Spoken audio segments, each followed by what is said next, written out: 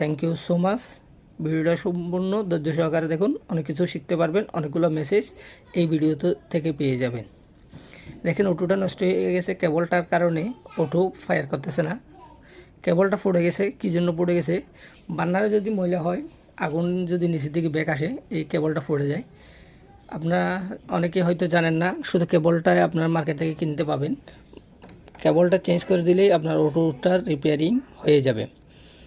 অটোটা রিপেয়ারিং করতে গেলে আপনার আগে মেশিনের এই স্ক্রু দুটোটা খুলে পাইপটা সরাইতে হবে। এরপর হচ্ছে আপনার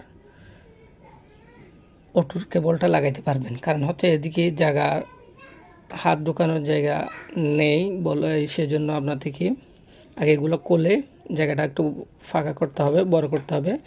এরপর হচ্ছে আপনি কেবলটা লাগাইতে পারবেন। এই কাজগুলা করার ক্ষেত্রে অবশ্যই একটু ধৈর্য ধরে করবেন এবং হচ্ছে খোলা জায়গায় চুলা রিপেয়ারিংয়ের কাজগুলো করার চেষ্টা করবেন, না হলে দুর্ঘটনা ঘটার সম্ভাবনা থাকে। দেখেন এখানে অনেকগুলো ময়লা আছে। এখানে হচ্ছে আপনার এই চুলাগুলো যদি আপনি দীর্ঘদিন ফেলে রাখেন তাহলে হচ্ছে এই সমস্যাগুলো হয়ে থাকে। ব্যাটারি জ্যাম হয়ে গেছে, ব্যাটারিটা খুলতে হবে এবং মেশিনটা লক যদি হয়ে যায় মেশিনটা খুলতে হবে।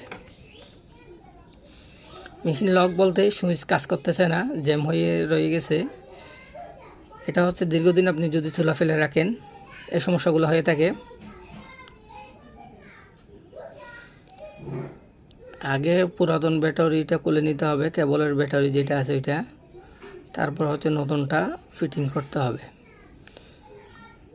এই কাজগুলো আপনার একটু ধৈর্য ধরে দেখার চেষ্টা করবেন এবং ধৈর্য ধরে করার চেষ্টা করবেন। একবার না পারলে কয়েকবার করে চেষ্টা করলে আপনি এই জিনিসটা পারবেন। এই কাজগুলো শিখতে একেবারে ইজি, আপনারা চাইলে যে কেউ এই কাজগুলো শিখতে পারেন। এগুলো শিক্ষার সহজ একটা টেকনিক হচ্ছে আপনি একটা পুরাতন চুলা নেবেন, নিজে হচ্ছে এভাবে দুই একটা পার্টস কিনে রিপেয়ারিং করার চেষ্টা করবেন। দুই একবার যখন একটা কাজ করবেন আপনি ইজিলি কাজটা শিখতে পারবেন এবং এই কাজ শিখে আপনি টাকা ইনকাম করতে পারবেন।